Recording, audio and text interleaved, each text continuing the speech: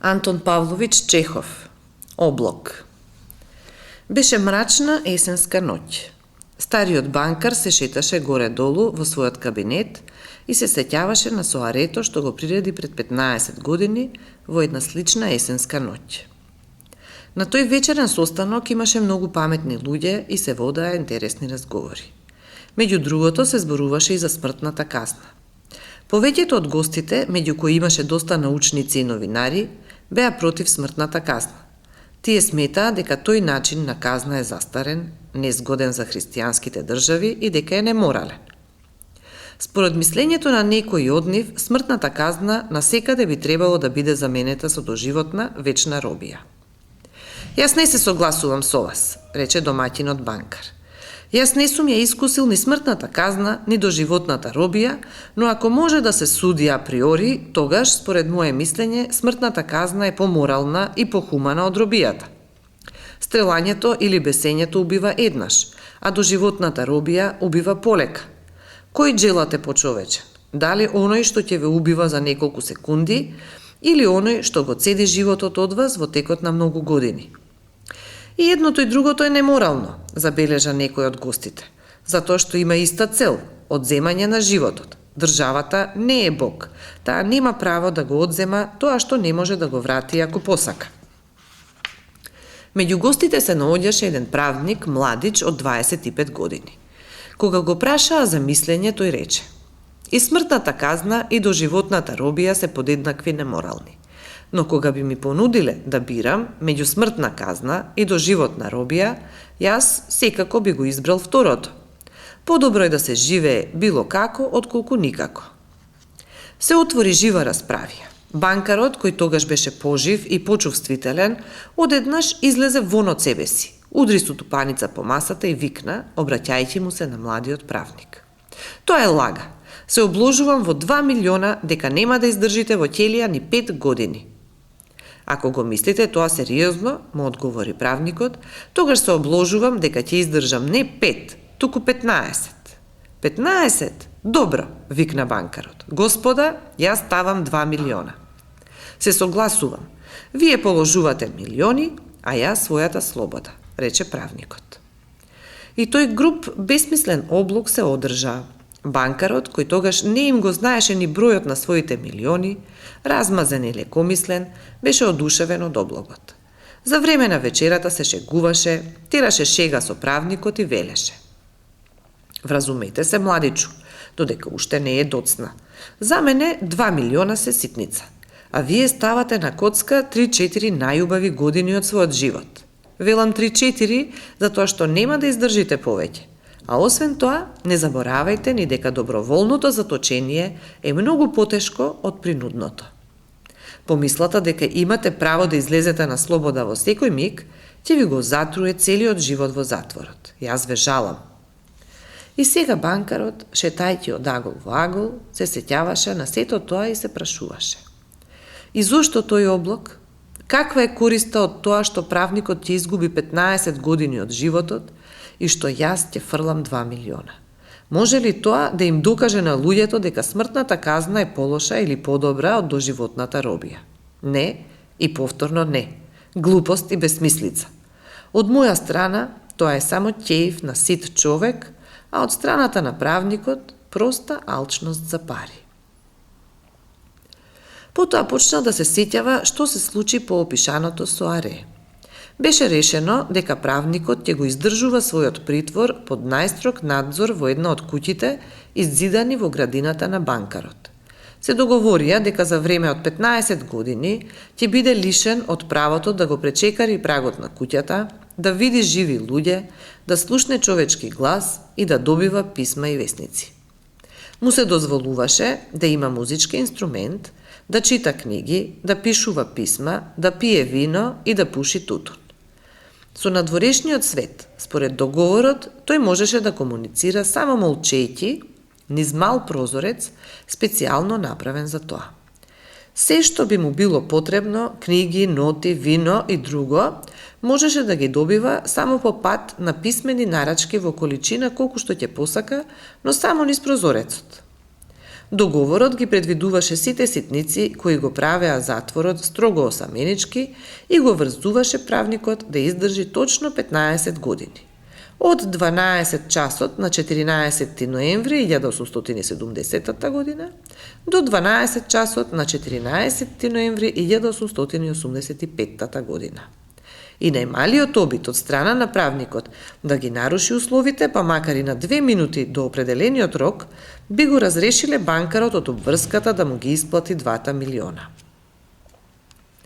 Во првата година од затворот, правникот, колку што можеше да се оцени по неговите куси белешки, многу страдаше од осаменост и досада. Од неговата соба постојано и дење и ноќе се слушаа звуци од клавир. Се имаше откажано од вино и тутун. Виното, пишуваше тој, ги разбудува желбите, а желбите се првиот непријател на заточеникот. А освен тоа, нема ништо поздодевно отколку да се пие некое добро вино, а да се нема друштво. Во првата година на правникот му праќаа книги главно со лесна содржина. Романи со заплеткани љубовни интриги, криминални, фантастични раскази, комедии и така натаму. Во втората година музиката веќе замолкна во куќата, а правникот преку писма бараше само класици. Во петтата година се слушна музика и затвореникот побара вино. Оние што го наблюдуваа низ прозорчето зборуваа дека целата таа година само јадел, пиел и лежел во постела, често се продзевал, луто разговарал со самиот себе си. Книги не читаше. Понекогаш седнуваше навечер да пишува, пишуваше долго, а наутро кинеше на парчиња се што ќе напишеше. Често можеше да се слушне како плаче. Во втората половина од 6-та година затвореникот вредно почна да учи јазици, филозофија и историја. Тој со голема волја им се посвети на овие науки, така што банкарот одвој успеваше да му набавува книги. Во текот на 4 години на негово барање беа порачани околу 600 книги. Во тој период банкарот, меѓу другото, добие вакво писмо од својот заробеник. Мил мој Апсанџио, ви ги пишувам овие редови на 6 јазици. Покажете им ги на компетентни луѓе, нека прочитаат. Ако не најдат ниедна грешка, ве замолувам да наредите да се пукне од пушка во градината. Тој истрел ќе ми каже дека моите напори не биле залудни. Сите гении од сите векови и земји зборуваат на различни јазици, но во сите нив гори еден ист пламен. О, кога би можеле да знаете каква неземска среќа чувствува сега мојата душа, затоа што можам да ги разбирам. Желбата на затвореникот му беше исполнета. Банкарот наради да се пукне 2 пати во градината. Потоа, по 10-та година, правникот неподвижно седеше на масата и го читаше само Евангелието. На банкарот му се чинеше чудно што човек, кој за 4 години совладал 600 научни книги, потроши околу 1 година на читање на една секому разбирлива и помала книга. По Евангелието дојдоа на ред историја на религијата и теологијата. Во последните 2 години од затворот, тој читаше необично многу, без никаков ред. Час се занимаваше со природни науки, час го бараше Бајрон или Шекспир. Банкарот добиваше од него такви писма во кои молеше истовремено да му се прати и хемија, и медицински учебник, и роман, и некој филозофски или богословски трактат. Неговото читање беше како да плива во море меѓу делови од разбиен брод. И сакајќи да си го спаси животот, грчевито се фаќа ту за едно, ту за друго парче. Втор дел.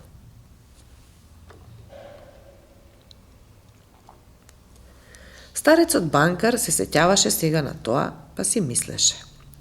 Утре во 12 часот тој ја добива својата слобода. Според договорот, јас ќе морам да платам 2 милиона. Ако платам, тогаш се оди во бестрага. Јас сум конечно упропастен.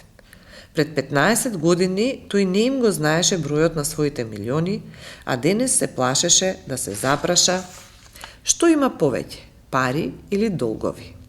Кобното играње на берзата, ризичните шпекулации и жестината која не можеше ни во староста да ја совлада, малку по малку ги доведоа неговите сделки до пат, така што неустрашивиот, самоуверен, горд богаташ се претвори во банкар од средна категорија, кој трепереше од секој скок или пад на хартиите.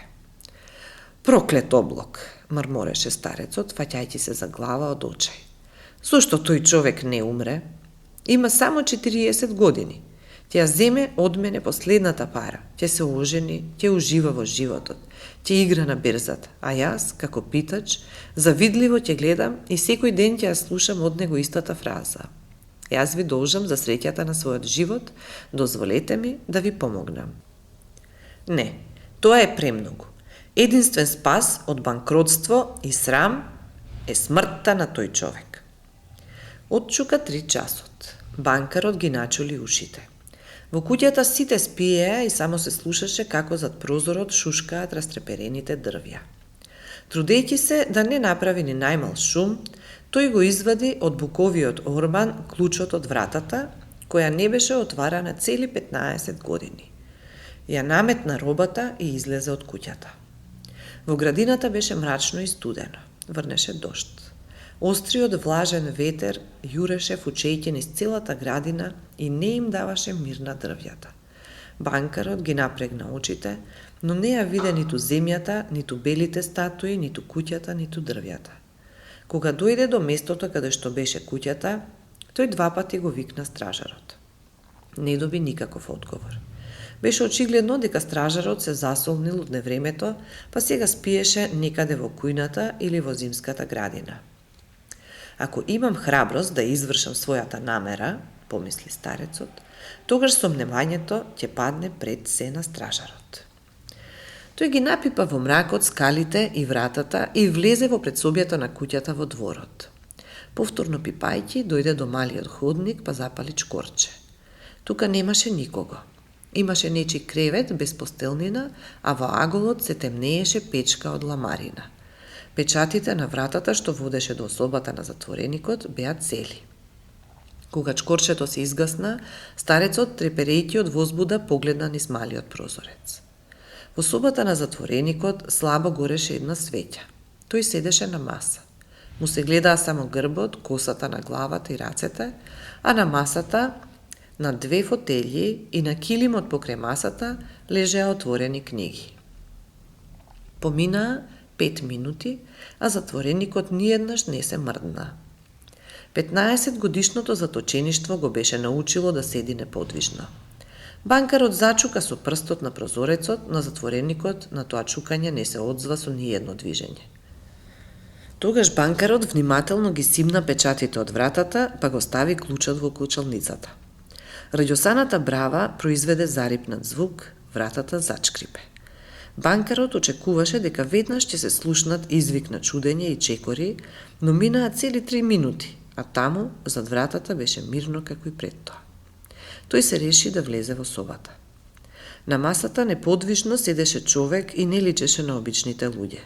Тоа беше скелет, превлечен со кожа, со долги женски кадрави коси и со густа брада. Бојата на лицето му беше жолта, со кафени сенки, образите пропаднати, грбот долг и тесен, а раката, со која ја подпираше својата бушава глава, беше толку тенка и слаба, што беше непријатно и страшно да се гледа во неа. Во косата веќе му блескаа бели влакна и гледајќи во тоа старечки изнемоштено лице, никој не би поверувал дека овој човек има само 40 години. Тој спиеше. Пред неговата наведната глава на масата лежеше лист хартија на кој имаше нешто напишано со ситен ракопис. Кутар човек, помисли банкарот. Спие и веројатно во сонот ги гледа милионите.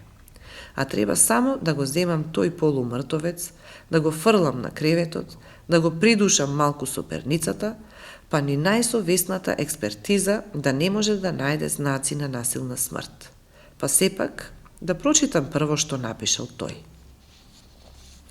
Банкарот го зеде од масата листот, па го прочита ова.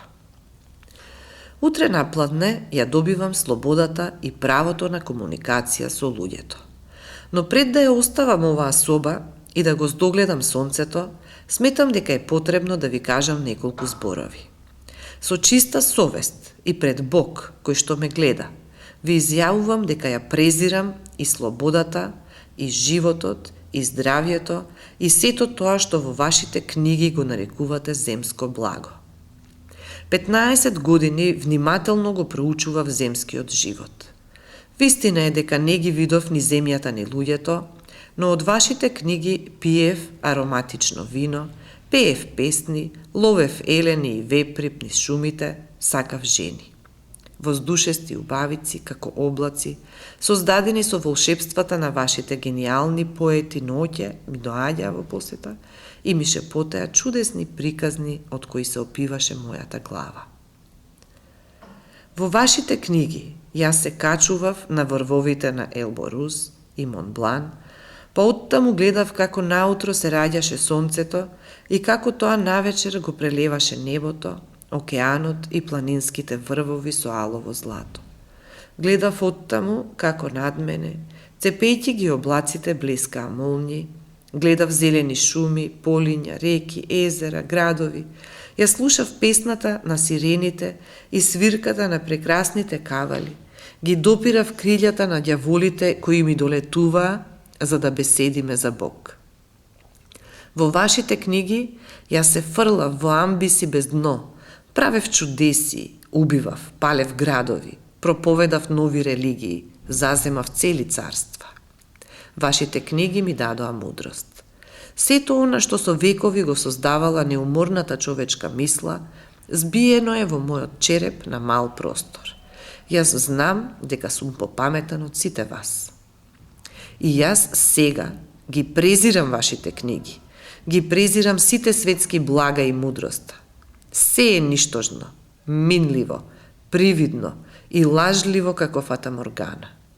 Па макар да сте вие горди, паметни и убави, сепак смртта ќе ве збрише од лицето на земјата, исто како и глувците по дупките, а вашето потомство, историјата, безсмртноста на вашите гении ќе бидат сотрени или ќе изгорат заедно со земјината топка. Вие сте полуделе и одите по погрешен пат. Лагата ја примате како вистина, а грдотијата како убавина. Вие би се зачудиле кога поради какви било околности на јаболките и портокалите наместо плодови одеднаш почнат да растат гуштери и жаби или кога ружите би почнале да мирисаат на испотен конј. Исто така, јас ви се чудам вам, кои сте го замениле небото со ништожната земја. Јас не сакам да ве разберам. А за да ви покажам колку навистина го презирам сето тоа што представува ваш живот, јас се откажувам од 2 милиона, за кои некогаш мечтаев како за рај, а кои сега ги презирам.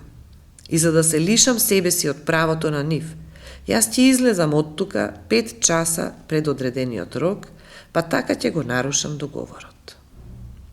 Откако го прочита тоа, банкарот го остави листот на масата, го бакна чудниот човек во главата, заплака, па излезе од куќата. Никогаш дотогаш, дури ни по големите загуби на берзата, не чувствуваше толкав презир кон самиот себе, како сега. Кога се врати во својата куќа, тој легна на постела, но возбудата и солзите долго не му даваа да заспие. Утредента дотрчаа бледите стражари и му соопштија дека виделе како човекот кој живееше во куќата излегол низ прозорецот во градините, тргнал кон капијата и потоа некаде се изгубил. Заедно со слугите, банкарот веднаш отиде до куќата и го утврди бегството на својот затвореник. За да не предизвика одвишни толкувања, тој го зеде од масата листот со одрекувањето и откако се врати во својот стан, го заклучи во несогорливиот орман.